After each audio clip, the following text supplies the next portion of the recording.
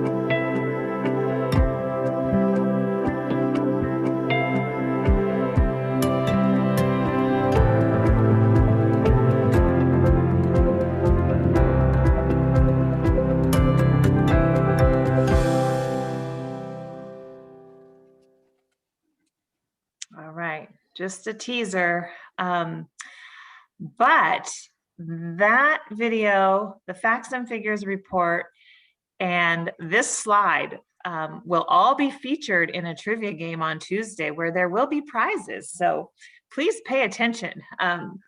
We're going to be, even though we have the National Facts and Figures report, our focus on Tuesday will be on the state of Nevada and what we can do at the state level to improve quality of life for those living with the disease and caregivers in Nevada.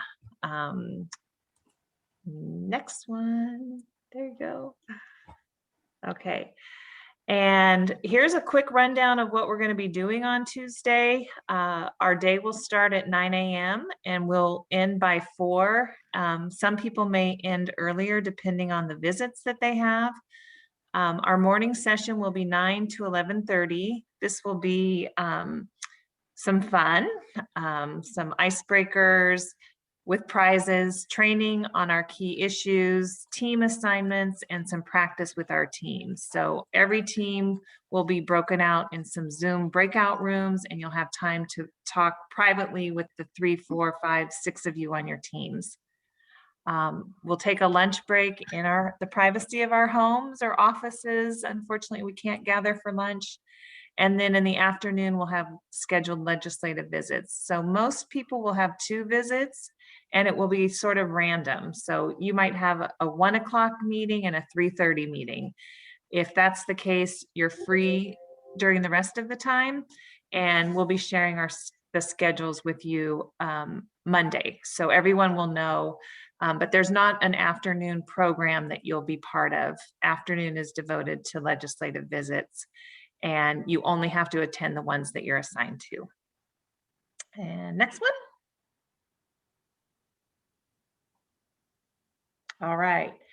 So we're going to start with Kat. Many of you know Kat as a very seasoned and experienced Alzheimer's advocate who has worked with U.S. senators, members of Congress, and state legislators. She's also a professional working in this field. And we wanted Kat to just share a few comments about, you know, what she's learned from doing visits like this and state advocacy days in the past. Kat, thanks so much for joining us. Oh, thank you so much, Susan. A pleasure to be here. And it is a gorgeous day in Nevada. Uh, if I were a senior in high school, this could easily be a senior ditch day. It's really lovely outside. And so I have my office outside today.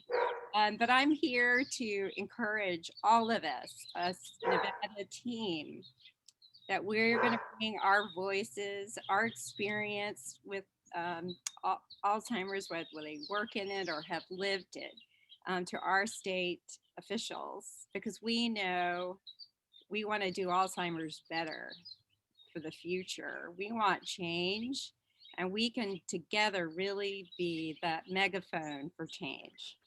And if you're new, the most important thing is to bring your emotional story. We all have one. That's why we're here. And it's to let your legislators know what it's really like to be in the trenches of Alzheimer's disease. And as we go through these asks, think about how your story applies to maybe some of those asks, and that'll help you frame in your mind maybe what you would like to say. The hardest thing is to keep it short and sweet, because we really sometimes don't have a lot of time to engage with our officials. But it's really important. They hear a lot all day, but to feel your emotion and what you've been through is truly the valuable thing you can do. And I have loved doing advocacy primarily because I get to work with James and the wonderful team at the association. They make the stuff that I don't know much easier. The bill numbers, where to go, how to show up.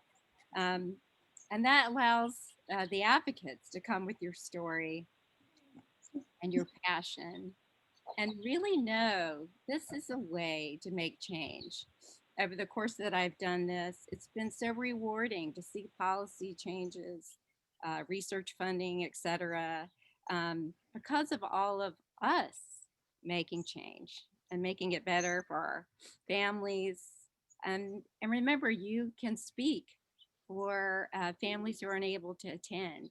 You are speaking for so many others. So thank you so much for lending your voice, your time. Um, need not be afraid. All the people in the legislative offices are usually very friendly, and somebody usually has a connection to Alzheimer's disease. So that helps to make that personal connection.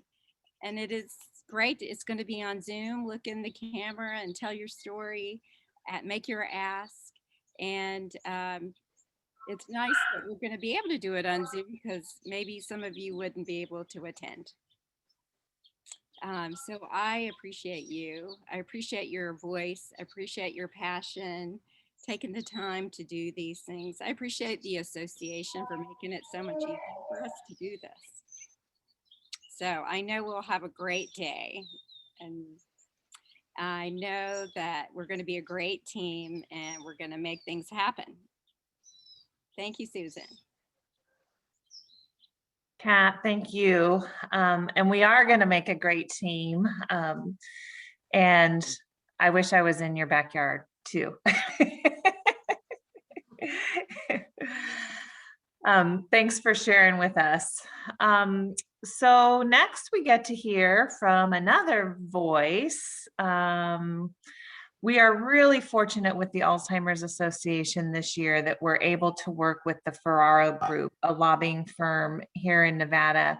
And Misty Grimmer has been supporting us in our work, just doing a fantastic job. Straight from the budget hearing this morning, Misty's here to share her years of experience in and out of the Capitol in Carson City. So Misty, take it away. Thanks, Susan. Yeah, right now, all out of the Capitol since the building is closed, which makes it really, really challenging this time, as Barry was, I think, talking about earlier too. I think Barry has more years in the building than I do even. But yeah, it's a crazy session this time. The virtual format has made it challenging to really participate in the hearings all that much. I think it's like Barry was talking about, for the most part, what you get is 2 minutes of public comment.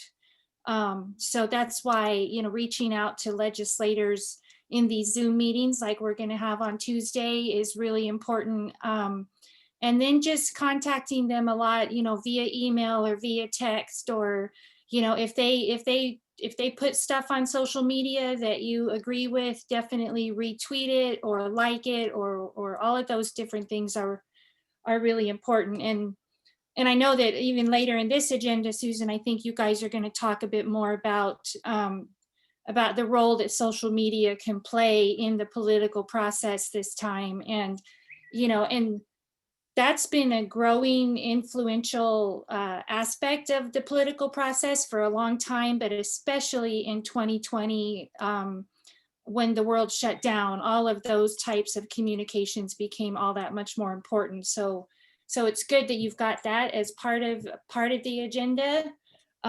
It's not easy. I'm like one of the least techie people. You know, everybody's got all these different accounts and I'm like, what is that? But it's important to learn. Just sort of a little bit of overall climate of the legislature. We do have Democratic majorities in both houses right now. And of course, the governor's office is Democratic. There were some seats that were lost by the Democrats, though, in the last election cycle. So neither house has the ability to pass a new tax or a fee or a tax or fee increase without it being bipartisan now.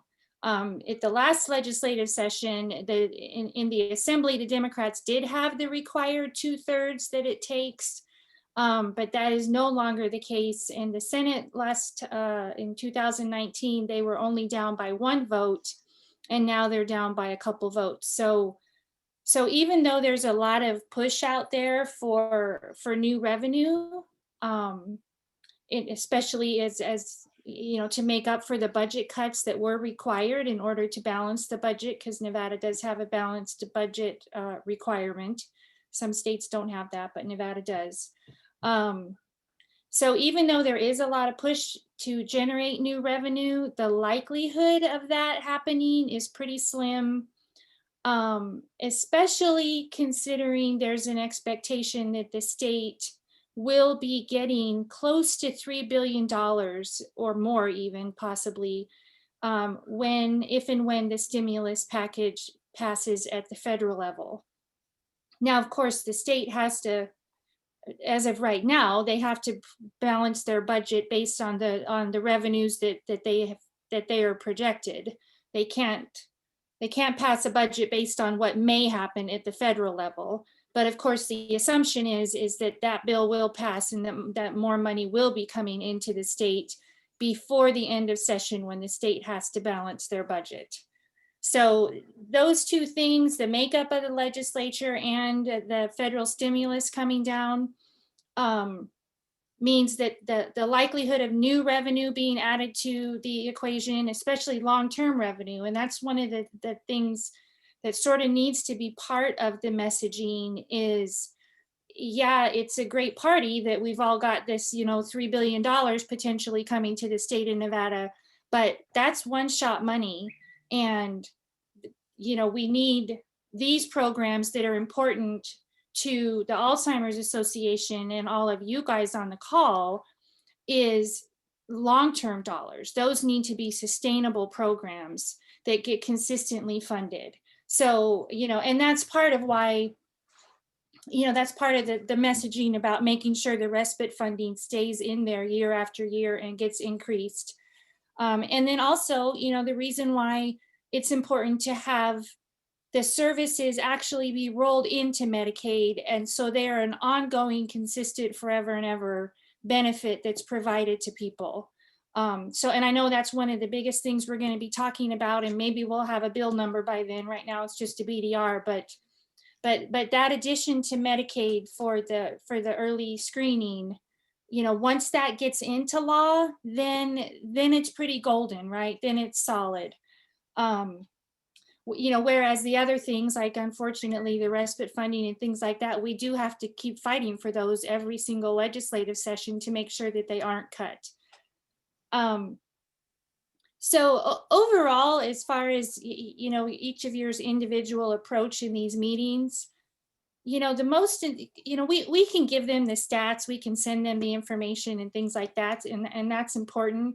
But what really speaks to legislators is they want to hear your individual story, and you know, and what life has been like for you guys being advocates, and especially the people who will be on the call who are caregivers, or you know, or whoever's on the call who's actually suffering through this right now. So those personal stories are what speaks the most. You know, and obviously all these meetings are going to be they're not long meetings, you know, so you might even want to think about, if you do have that story to tell, maybe kind of write yourself out a little script if you plan on telling that story, so that you can tell the story in a pretty brief, succinct way. I mean, because they need to hear those stories, but also we have a lot of information that we want to convey to them in a short period of time. So, you know, so it would be good if at each of the meetings they could hear 1 or 2 or 3 actual human stories about what it's like to live with and care for somebody with Alzheimer's. But I would definitely recommend maybe writing it out and practicing it so that you can tell the story quick. So, and then just, you know, we do have those, the 3 things that are on the agenda that are really our talking points this time. But I do want to remind everybody, this is just the first step in the process. So, you know, hopefully we'll be seeing that bill that does put the additional benefit into Medicaid. But all of those things are budget items. And so we won't know the final answer to those things until the end of the session, when they actually do the budget, which is literally the very end of the session, right? It's in the last like 1 or 2 days. So I just want everybody to understand, it's like not a one and done sort of thing. This is a project that we're gonna keep coming back to you guys for, you know, to send when the bill is up for hearing. You know, we're gonna want some people to testify at the bill and call in and support for the bill, and you know, and then if we do get any kind of winds that we need to be fearful about something not happening, that's when we're going to need to call on you guys to send in emails and call your legislators and say, this is really important that you keep this in the budget, or that you pass this piece of legislation. So I think that's mostly what I had to share. If anybody has any questions for me, and like I said, Barry's on the call too, and he also has been in the halls of the legislature forever and ever. So, you know, any questions about the process or the people, I'm happy to answer those.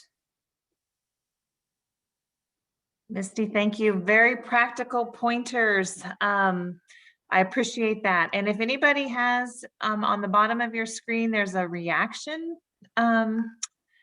If you want to raise your hand, if you have a question, or just take yourself off of mute if we have any questions for Misty while she's with us. Your questions may be answered in the rest of the program. Anything? Okay. Oh, Mary, did I see your hand raised? Oh, you're on mute, Mary. I'm just wondering, usually we only get about 15 minutes with legislators. Is that about the amount of time we're talking about this year? Yeah, that's correct. I mean, I think they'll be between 15 and 30-minute meetings. So Okay, thank again, you. that's why it's important to, and I know Susan's working with each of you guys that are going to be in those individual meetings to sort of plan an agenda for that time. And of course, you want to leave 5 minutes or so at the end where they can ask questions. Yeah, good point. To hear from them, and that intelligence that we get from them influences us for the next couple of months. Barry, I see your hand is raised. One thing that Misty mentioned is make sure that You're a little bit faint. Oh, there you go. that's what I need to do. I forgot Great. about that. I always forget. Is always remember when you have a meeting to have an ask and an ask of what you want them to do. And it's okay to ask them to do something. Will you vote for this? This is all this, just to say, well, this is very important is one thing, but it's like, will you vote for this? So have that ask. And the other correction, when Misty said, I've been in the halls of the government forever and ever, that's not true. It's forever and ever and ever. So I just wanted to add that. Thank you. Very good.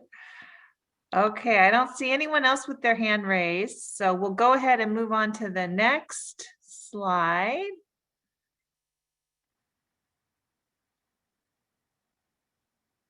Okay. Hey, you queued that up perfectly, Barry. We have 3 asks that we'll be bringing to our meetings, and like you heard, some may be as quick as 10 or 15 minutes. Some might be as long as 30 minutes. And this is a new frontier for all of us doing this on Zoom or Microsoft Suite or whatever we're using. You'll see when you get your meetings, each one's a little bit different, but sometimes the meetings start late or they end early. So we'll have a target that we want to hit, 15 minutes or 30, but we'll all need to be flexible. So we do have 3 asks this year. The first is to include Medicaid coverage for Nevadans with younger onset Alzheimer's disease and dementia. We're listing this one first because this is the bill that we're supporting that will be introduced any day, hopefully by Tuesday.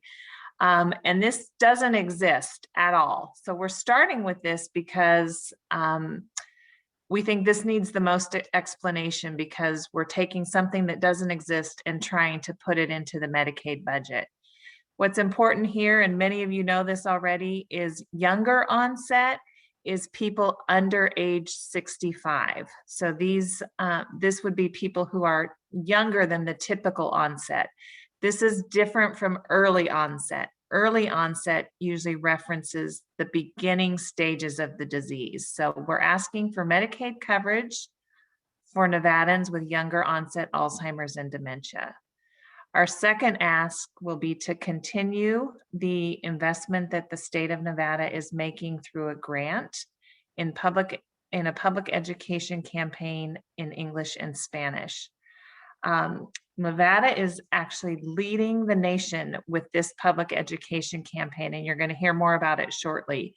The state of Nevada was very forward-thinking in finding the money a couple years ago, establishing this project, and reaching, thank goodness during COVID that we were able to reach more people as they became isolated.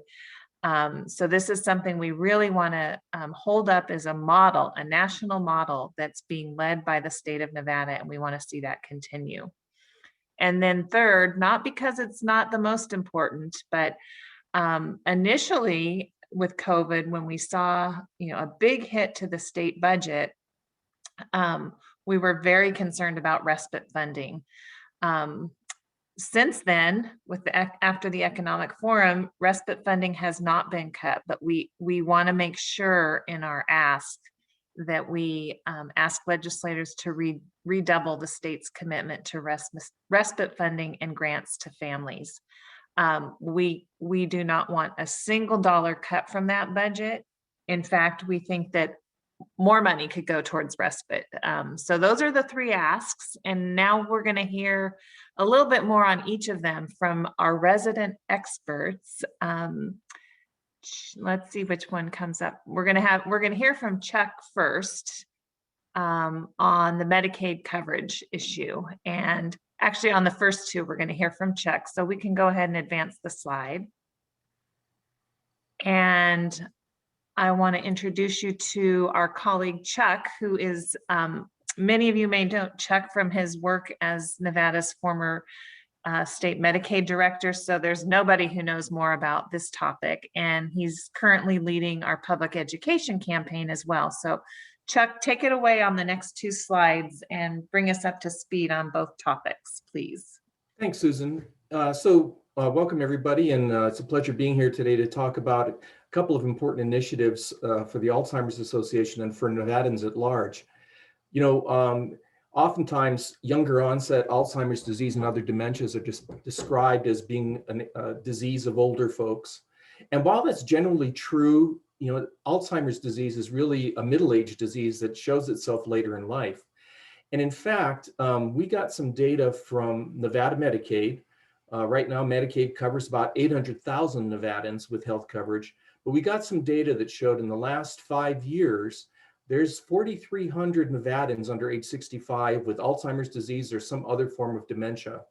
And so we felt it was very, very important that cognitive assessments, screenings for Alzheimer's disease, as well as care planning, the work that physicians and other healthcare providers do in helping people prepare for the future onset of a disease, that these services be available. And right now they're not available to individuals under age 65 who don't have Medicare coverage. And so that's what's important. Medicare covers these services, Nevada Medicaid does not. And so we know, like I said, there's 4,300 people with the condition, and we want to have these services available for them as well. And so, you know, there would be no question if we were talking about diagnosing and doing care planning for somebody with cancer or somebody with end-stage renal disease, kidney failure, whatever the case might be. But we want to make sure that there's equal treatment of individuals who are facing cognitive decline and potential Alzheimer's disease. And so this is why this code is important. It's a very low cost opportunity to put this into the Medicaid program. And so we're really hoping that the legislature finds a way to do this and cover this service. And with that, I'd be happy to answer any questions about this service and this proposal. All right, seeing none, I'll go on to the next one, Susan. You explained it so well, not a single question. All right, next one. And so the other thing that is important to the Alzheimer's Association, and Susan talked about, has been an important aspect of the work done by the Public Health Agency at the Department of Health and Human Services, is to raise awareness around Alzheimer's disease and other dementias and help people take that next step. And that next step may include learning more about the disease or talking to a healthcare provider. What's really striking about some of the information around this is that, you know, for individuals 45 and older, 16% report some form of cognitive decline or some form of problems with memory or confusion. And 50% of those folks have never talked to a doctor. And so this campaign is really trying to raise the awareness of the importance of an early diagnosis.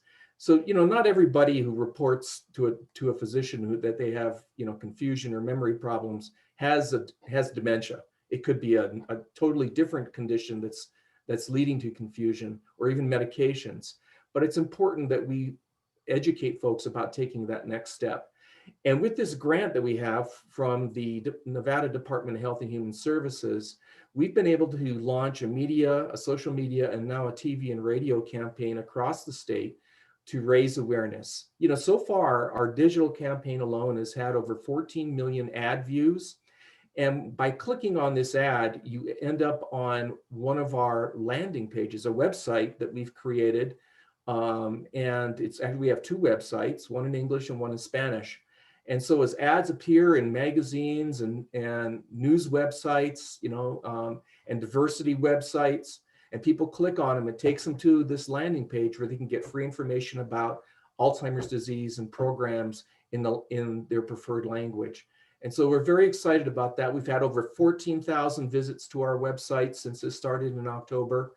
And we hope that we'll be able to add thousands more people to the list of visitors to that website by the time this grant ends in June. And so the association really wants to see if there's some funding available that we can continue this advertising campaign and continue to raise awareness, because it's important to sustain this and not have it be one and done. So with that, I'll answer any questions. All right, well, there you go, Susan. Handing it back to you. Okay. Let's see. We do have a question in the chat from Julia. Julia is sharing that her husband was 55 when he was diagnosed. Can you please, in one sentence, answer the difference between Medicare and Medicaid? Sure. Medicare is for individuals 65 and older. It's a benefit that they get from the federal government. Medicaid is for individuals who may be not Medicare eligible. They can be, but it's a state program that uses federal and state money to provide health coverage for individuals younger than age 65. So again, individuals 65 and older or with a disability qualify often for Medicare, a federal program, and Medicaid is a state and federal program jointly administered by the two. And it's for individuals younger than 65 who don't qualify for Medicare. So that's basically it. There's a lot of nuances in there, but I'm not going to bore you with the details. Perfect response. And because this is a state advocacy day, we're going to focus our points on Medicaid, which is the state-run program. Any other things before we move on to our third ask? I'm trying to, if I miss you, just speak up. So next we're going to hear from Nikki. Nikki's going to talk to us a little bit about our respite, Nevada's state respite program. And take it away, Nikki. Thank you, Susan. Hi, everyone. It's good to see you all here, and thank you for joining us today and next Tuesday as well. Many of you on this call know and understand the value of respite care and know what a difference it has made in your experience as caregivers to be able to have even just a few hours from time to time away from the responsibilities of care. It's such a vital program for us in Nevada, and we are so fortunate that we have this program. We know that many states don't, but we receive a significant amount of money from the state of Nevada every year to be able to provide respite vouchers to fund respite care. We work between our two offices in Northern Nevada and Southern Nevada to reach as many people as we possibly can. And I know every single staff member on this call does anything that they possibly can to promote the program, to raise awareness of it, to connect caregivers and families to our respite resources. So it really is at the core of what we do as an organization in Nevada. The challenge is, of course, that this past year has been incredibly difficult in the respite world. So many families have not been able to place a loved one in an adult day program, for example. Many of them have been closed or they've been severely limited in their capacity because of the pandemic. Many have been very reluctant to have in-home care providers coming in to provide paid professional care. Many of those agencies haven't even been able to hire and to keep staff. So we know that there have been so many challenges in actually accessing respite care.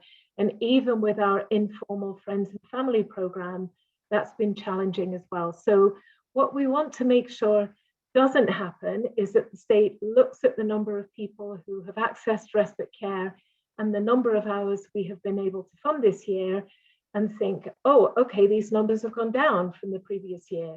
Because what we're anticipating is that there will be a surge. And as we emerge from the pandemic and as life starts to go back to something like normal, and people are able to go back to work, to working in offices and so forth, there will be a corresponding surge in the demand for respite care. So we don't want to We don't want to face the thought that they're being cuts and for us having to turn around and say to families, we can't fund you this year. We can't offer you that $1,000 that you've relied on for the last several years. It's going to be a smaller amount. We know that the need is going to be just as great, if not even bigger. So we really, really do need to be able to talk to legislators about making sure that we protect this funding. So thank you so much. I know, as I said, that many of you have experienced our respite grant and what a difference it makes. Just one small thing, if any of you were on the call yesterday evening where we were discussing our federal priorities and we were talking about the Alzheimer's Caregiver Support Act, I don't know if you noticed in the questions, but a lot of people were saying, will any of these funds go towards respite care? Because they were from states where this opportunity isn't provided, but we have that here in Nevada, and we want to make sure that we keep it at least at the level that it's currently provided. So let me know if you have any questions, and I do just want to give a shout out and a thank you to all of our Nevada staff who I know work so hard to keep this program in place. So thank you. Thank you very much, Nikki. Do we have any, yes, Mike, please, let's hear your, go ahead and unmute and let's hear from you.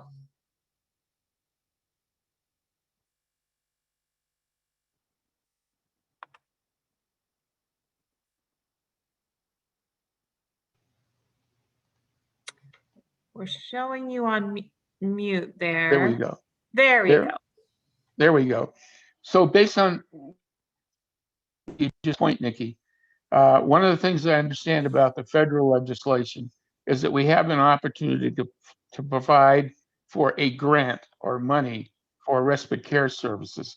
I'm wondering if we're planning on developing a focus group to start writing that grant, even though, of course, it's not in legislation, but let's step ahead of the curve and start writing a grant to support what we're doing here in Nevada.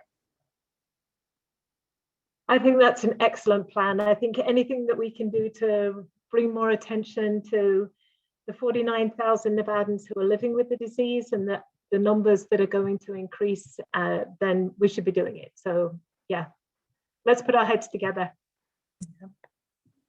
Okay. Good point. Good point. The early bird gets the worm. Okay, if there's nothing else on respite, so when James sent the reminder for today's meeting, he also included more expanded talking points for everyone. That was a longer document, about 3 pages in length. You're not expected to memorize that by any means, but it just tells a little bit more of the story, and we wanted you to have that today so you'd get familiar and comfortable with it before Tuesday. So there's a bit more detail on all 3 of these asks in the talking points that were sent ahead of schedule or ahead of today's meeting. So let's go to the next slide. All right, so now we get to hear from James. James is going to tell us how it's done. Thanks, Susan. We're going to discuss really quickly preparing for legislative visits. You heard from Kat about her experiences, and Misty talked about it as well. The 2021 legislative session started a little over a month ago, so we will be engaging legislators collectively on Tuesday, but the conversation is far from over and our advocacy efforts never stop. Sadly, due to the current circumstances, we will not be meeting in person, and virtual meetings have been scheduled with legislators. For your legislative visits, you will be assigned to a team and paired with an experienced advocate as your team leader who will guide you through the legislative meeting process. During state day, you will be able to plan out your meeting strategy and practice legislative visits with your team. All leave behind materials, all leave behind materials will be sent to the legislative office ahead of time. And to get you all excited, here is a quick video.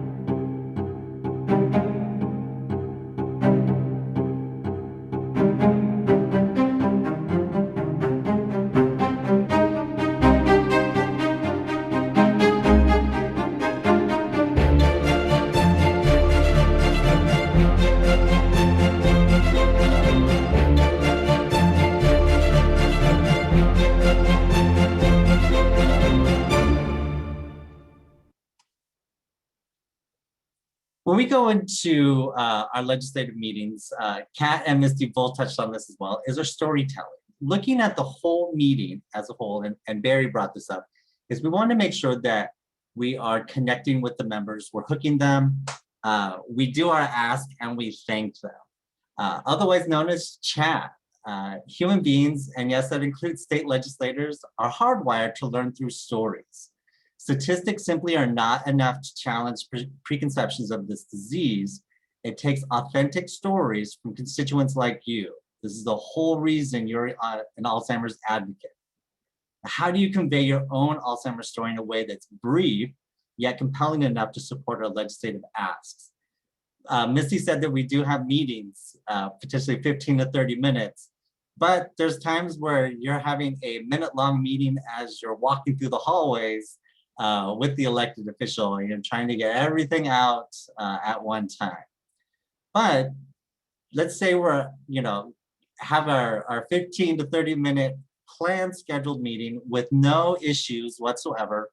And one thing to always, always, always remember when you're doing advocacy work with elected officials, always expect the unexpected. Our meetings could be canceled, our meetings times can change, we may be waiting a little bit for them.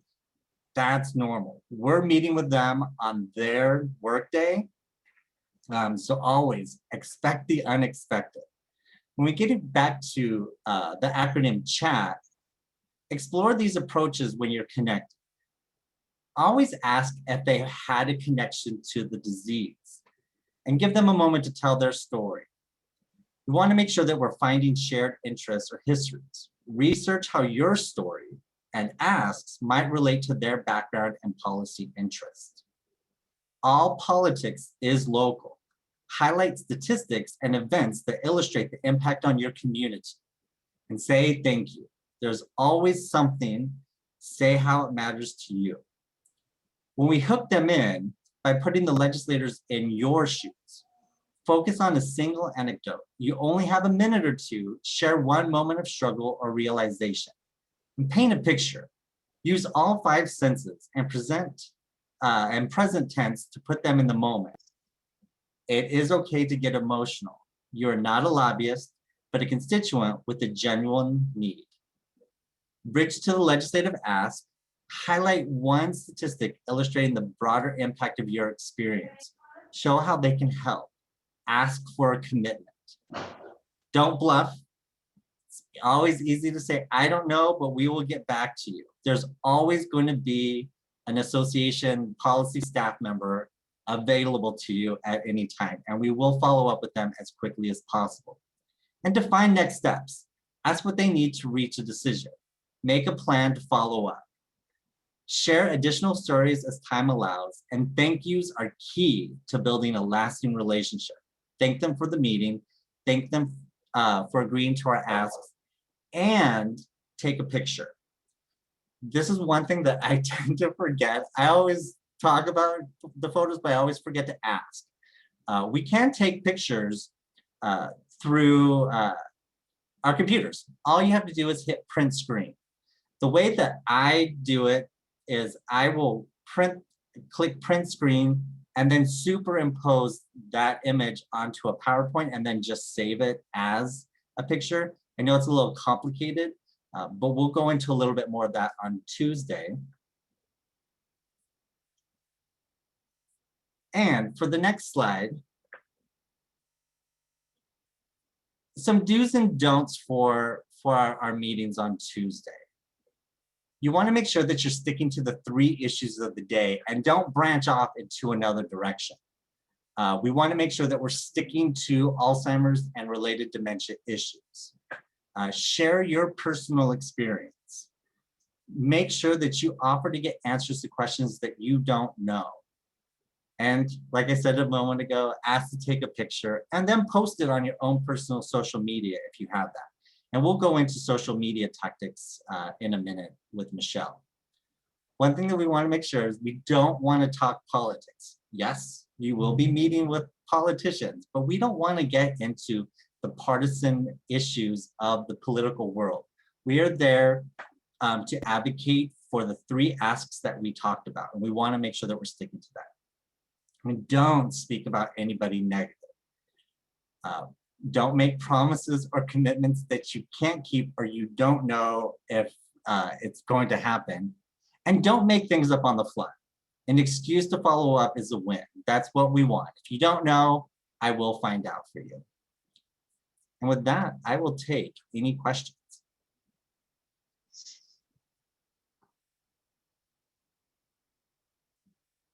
Yeah, this is Barry again, and I'm so glad you put this slide up. And you talk about don't talk in politics and don't speak negatively of anyone.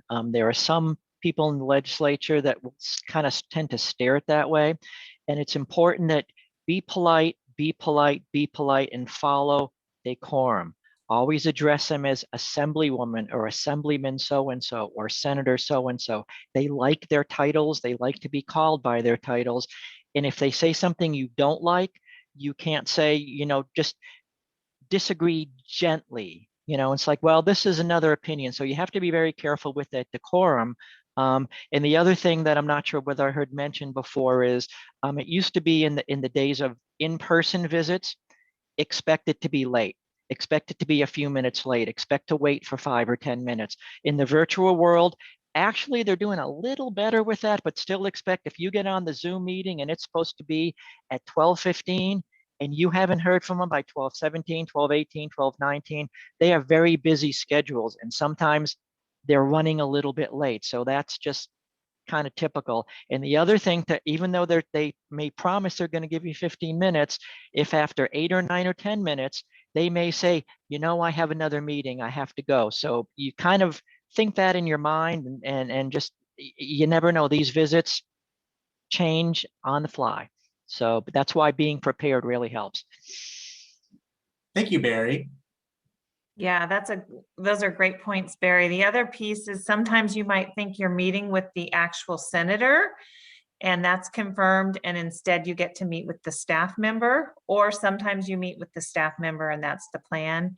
And never underestimate the power of a staff member, the power and influence and technical knowledge that a staff member brings of any age and any level of staff. And also many staff members have been personally touched by Alzheimer's disease, dementia, and caregiving. So it may actually be in our favor to meet with a staff member that understands what's going on, who can really help influence his or her boss. Any other points that James on his chat where he said T for thank you or T for take a picture? Just a reminder that this has been a hard year for legislators too. Their world's been disrupted. Their budget's been disrupted. Working, you know, from home for them with their pets and families. So we're all doing the best we can. They're human beings too that have gone through a really difficult year, just as everybody has. So next slide, we've got, I think there we go. We're really happy to have Michelle joining us to talk about social media. Great. Well, it's wonderful to see all of your smiling faces and or your names for those of you who are maybe a little Zoom fatigue today and hiding out. So you'll have more energy on Tuesday, and that's great. So my why in terms of why I do this work is the picture on the left, and that's my parents. My father had dementia related to Lewy bodies, Parkinson's. My mom was his primary caregiver. And we were like many families who were not informed of a diagnosis. So there was a diagnosis in his medical record, but it was never conveyed to us. So we did the best we could, but it shouldn't have had to have been that hard. And so that's part of why I do this work. Next slide, please. And so the first thing is, you know, we've been talking about social media a little bit, and thanks for the folks who brought it up earlier, but why does it matter? So one of the reasons why social media matters is because your legislators, many of them are on social media or their staff, and they're looking to see what their constituents are talking about and what kinds of comments their constituents are making on what they're talking about. So I have a federal and a state example for you. The one on the left is from Senator Jackie Rosen, your federal senator.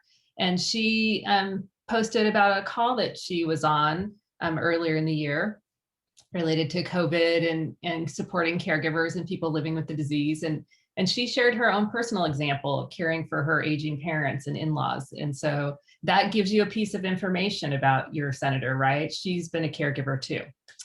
And then the one on the left is, or on the right, is actually from yesterday, and that's Fabian Doñate. And he was talking about yesterday, sadly in Nevada, you all hit a milestone with 5,000 Nevadans having died from COVID. And one of the things he mentions is the need to invest in public health. So that tells us something about him, right? He knows what public health is, and he thinks that we need to put more money towards it. So that's so for those of you who maybe, if he's one of the people you're meeting with, that tells you something. You can go into the meeting with him and say, you know, I saw your tweet the other day and I agree wholeheartedly, we need to invest more in public health. And part of that is, and then pivot to your bills, you know, part of it is investing in supporting caregivers. So that's why social media matters. Let's see if I had any other notes here. Yeah, next slide, please.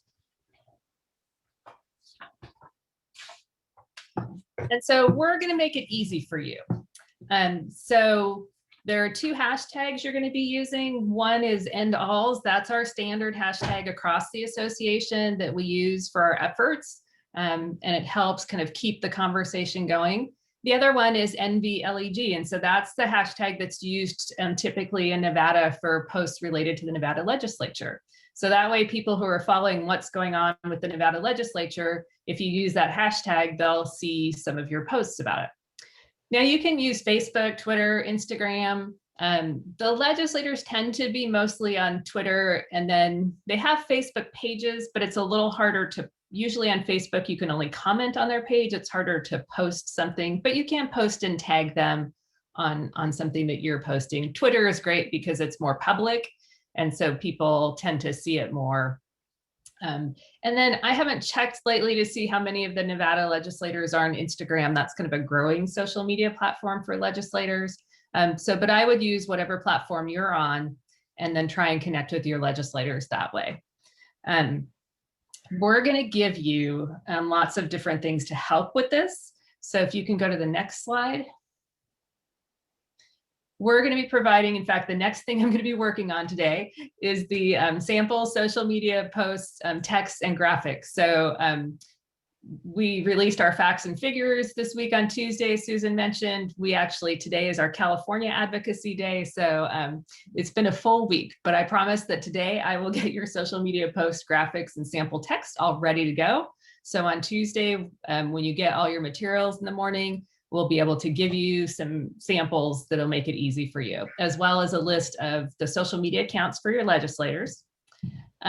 If you're interested in possibly sharing your story either on social media or with the media, you know, sometimes we get requests from reporters, or we have a story that we want to share with the media, and it's always more compelling when we have a person's story to go with what we're talking about. So like this week with Facts and Figures, you know, we had a caregiver from the African-American community in Sacramento who was talking about the troubles she and her husband had in terms of getting his diagnosis. And that paired really nicely with the special report from Facts and Figures.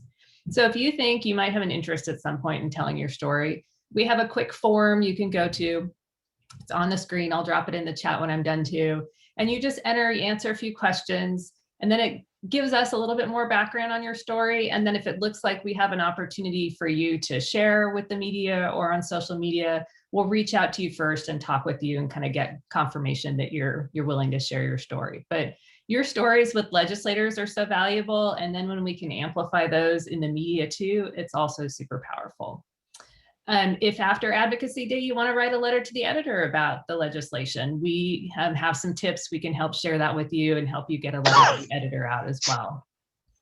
So we have, Nevada's kind of a split folks with the chapter. So if for folks in Southern Nevada, we have Katie Skavars, and she has another commitment right now, which is why I'm kind of doing double duty here for both of us. But Katie is fantastic. And so if you have questions or need support around this, you can talk to Katie. And then for Northern Nevada folks, I'm your gal. So email me, let me know if you have questions. So if you're trying to do stuff on Tuesday and you're not sure and you have a question, definitely reach out via email. I'll be kind of hanging out all day, and so I can help you with those types of things.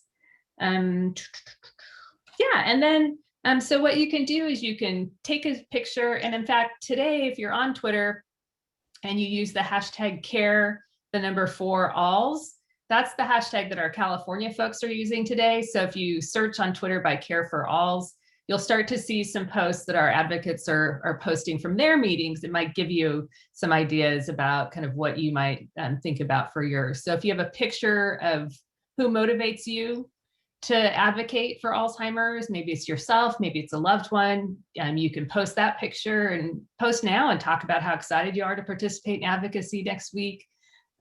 If you are, when you're in your meeting, James talked about taking the Zoom photo and then the screenshot and then sharing that. When you do that, please just make sure you ask the staff member, let them know like, hey, we'd like to take a screenshot and share it on social media so we can thank you for the meeting. Is that okay? So we all like to have permission before people snap our photos. So that is great as well. And then, not all of you may be on social media, so talk with your team and find out who on your team is on social media, and then you can kind of set that person up to be the person that posts for you. And you can post the day of Advocacy Day. If you have a late meeting and you're like, I don't have time to post today, posting the next day is fine. There's, just getting the word out there, thanking your legislator, their staff person for meeting with you. Hoping, telling them you hope you look forward to hearing about their support of the bills, or if they tell you they're supporting the bills, definitely give them a big thank you and shout out on social media. And all that will help to amplify the message and to let them know that there are people in their districts who care about these issues and want them to take action. And I think that was my last slide. Michelle, thank you so much for giving us something to think about ahead of time, but also knowing that you and Katie will be supporting us on Tuesday.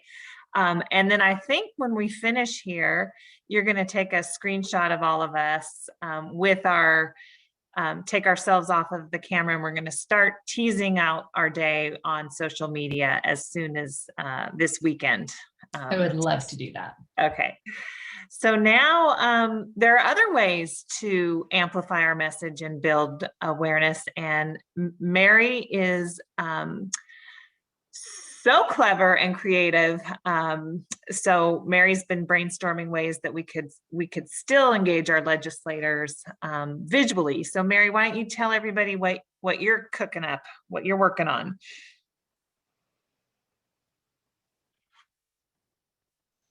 And let's see. I'm sorry, my dog's gone in and out so many times. I'm on mute. We all want to get our purple out and be ready with our purple to be wearing when we meet. If anybody still has their sashes, we have our Alzheimer's sashes that have been delivered to the legislators, and we've asked them to wear them on Tuesday when they meet with us to honor those that are living with Alzheimer's disease. If you've got anything else that you want to hold up when you take a picture, it's always these. This is from a couple of years ago. I just kept it because my husband says I can't throw anything away. But I do want to say that they love seeing us come.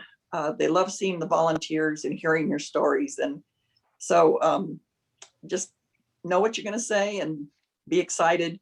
They're excited to see us, and we're going to be excited to tell them what we need. So can't wait till Tuesday, but they're already getting ready. Like I said, they'll have their sashes.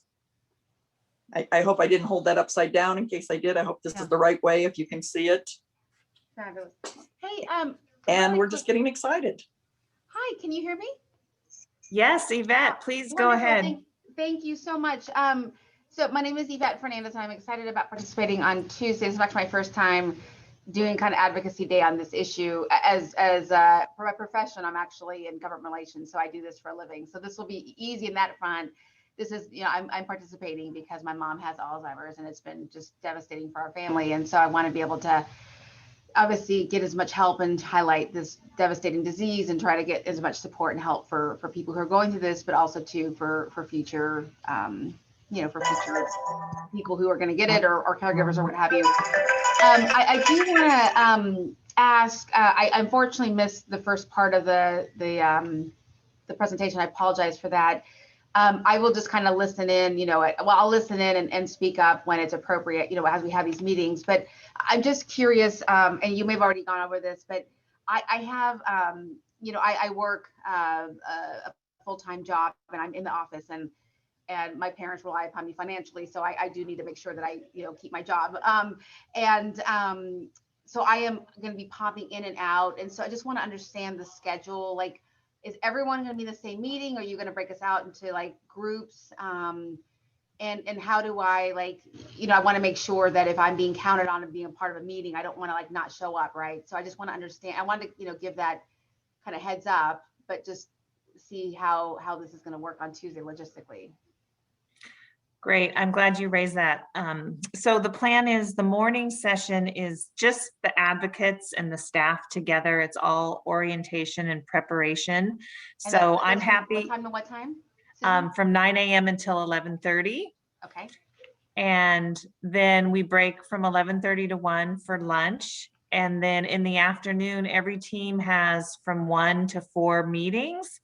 So I'm happy to work offline with you with your schedule to make sure that it fits. We've been scheduling meetings and people have been registering. And then this is the Reese's Peanut Butter Cup weekend where we put the chocolate and the peanut butter together and we make our schedule. Okay. So I'm happy to talk to you this afternoon to make sure it meets your needs. I'll put my email in the chat. And then please just connect with me. Why don't you just give me your number now, if you don't mind? Okay, sure. Yeah. Okay. It's 916-502-1502. 1502. Okay, fabulous. Okay, and mine says 202 number. It's a little confusing, but I'm based. Okay, so, great. Okay. Well, then let's connect offline and make sure it works. Awesome. Glad you're here. I'm really glad you're here. Thank you. I'm glad to be here. And any other questions and also Mary, sashes don't just fall out of the sky and land in the legislators' offices. Mary took receipt of this box. We had to get them out of storage and send them to her house, and she personally packaged them all up and delivered them. So Mary, thank you so much for taking the time to do that and making it work while we're all sheltering in place and working from home. You are a solution-oriented problem solver. So thank you. We really appreciate that. And I'm looking if there are any other questions. I don't think there are any other slides, James, are there? Or just the questions? Yeah. So now it's sort of a free-for-all for any questions that anybody has on these topics. Knowing that we will get more instruction on Tuesday when we're together, knowing that those materials were sent ahead to you this morning so you can spend your time reviewing them, but we're happy to take any questions or comments while we're all here together. Before Michelle takes our picture. Okay, I'm not seeing any. Yes. Can I just say thank you so much to you, Susan and James and Mary and everyone who has helped put together this year's Advocacy Day, and to all of you for participating. I have been with the association for almost 6 years now. This will be my 3rd Advocacy Day, and I've had the opportunity to go to DC a couple of times with some of you. And in that relatively short period of time, I have seen the changes that have occurred as a result of people like you being willing to share your stories and speak up, and really just how valuable it is. And in the midst of everything else that's going on, I'm so glad that we're doing this and that everybody has kind of come together to make this happen. So thank you for your hard work.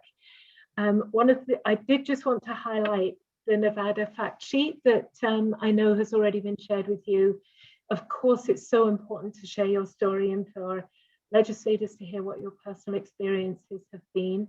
But I personally sometimes get a bit tongue-tied in those situations, and I sometimes find it helpful just to fall back on some of those numbers and just to highlight the devastating impact that Alzheimer's disease has on our fellow Nevadans, that there are 49,000 people currently living with the disease, how that's estimated to increase to 64,000 by just 2025, and how many people died last year during the pandemic, how many more than average from dementia, 30% more than the average over the preceding 10 years. So we know that the impact and the disease, the pandemic and the disease both have such a big impact in Nevada. So thank you, thank you, thank you. We really can't say thank you enough. We appreciate you all.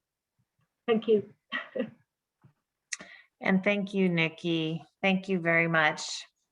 And you're right, every year it's great, but when Nevada only gathers every other year with the legislature, it's especially important that we press on this year, virtual or not, so thank you for everybody for making, this a priority and giving your time. And speaking of time, if we don't have other questions, we'll let you resume your day if I don't see any others, but After we take our picture. After we take our picture. So if you're comfortable taking video off, your face will be really small, so no one will be able to tell if you have, a smudge or something. Oh, y'all look beautiful. Yeah. Okay, so it looks like we've got most of you. Great. Yeah. So what I'm going to do is you all are going to look at your camera and smile. And then I'm going to take a couple screenshots because inevitably someone always blinks, right? Okay, everybody look at me and smile. Smile beautiful. 1, 2, 3. Oh, you are looking so lovely. One more. All right, ready? 1, 2, 3. Yay. And so we'll post this on our social media today, showing how all these awesome Nevada advocates are getting ready. And we're coming for you, Nevada legislature. We will see you all on Tuesday. And Susan, I think there was one more slide, right, that had just kind of that social media things to do as you get ready. Yeah, did that go out of order? Yeah, I got dropped at the end. I thought maybe it was okay. So sorry. Sorry about that. Okay. Yeah. So if you go after the question slide, the little baby. Yeah, there we go. Get ready, get set. So to get ready for Tuesday, you can practice a little bit on your social media. You can practice taking screenshots on your computer of random things. You can practice uploading photos to get that photo of who motivates you to advocate, so you can share that on social media. You can follow your legislators on social media and see what they're talking about this weekend. And then when Tuesday comes, you will all be so ready to go. And I know that you're going to do great. And I look forward to hearing about how your meetings go and to seeing those pictures on social media, and definitely let Katie or I know if there's anything we can do to help. Thanks, Michelle. And thank all of you again, just for being here today, for registering for Advocacy Day, for participating on Tuesday. We can't wait to see you all together, and have a great weekend. Thanks so much.